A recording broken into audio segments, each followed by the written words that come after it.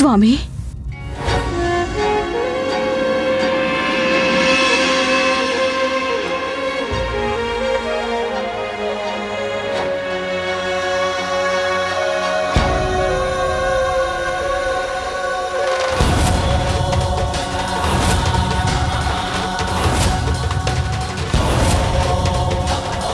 గజముఖుడు పార్వతీదేవి కుమారుడు గజముఖుడా?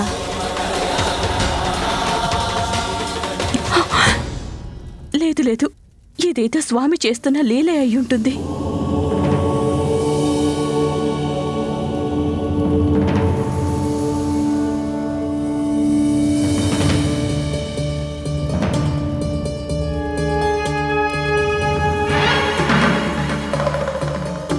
పార్వతీదేవి తన పుత్రుడి పాత ముఖం మీదే మనసు పెట్టుకుంది. అందుకే తన పుత్రుని ఈ కొత్త రూపంలో చూసి తట్టుకోలేకపోతుంది. తన తల్లి తనపై ఆగ్రహించేలోపే ఈ పసివాడి మనసుని సంరక్షించాలి. పుత్రా, నీ తెలివిని ప్రదర్శించు.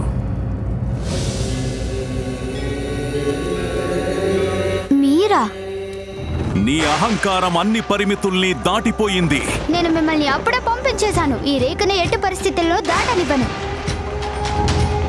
మీరా? మిమ్మల్ని లోపలికి రాకుండా చూడటం కోసం నేను మీతో యుద్ధం చేశాను కదా. అది అమ్మ ఆదేశం. ఎవరినీ లోపలికి రానివ్వకూడదని నేను అమ్మకి వాగ్దానం చేశాను. నేను స్నానం చేయడానికి వెళ్తున్నాను, గుర్తుంచుకో. ఎవరిని లోపలికి రానివ్వకూడదు. నేను వాగ్దానం చేస్తున్నానమ్మా, ఎవరిని లోపలికి రానివ్వను.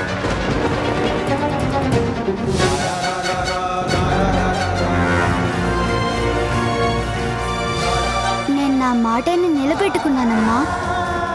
శ్రీ గణనాథుని దివ్య చరితాన్ని తెలిపే గొప్ప దృశ్య కావ్యం జై గణేశ. కాంతిలో స్టూడియోస్లో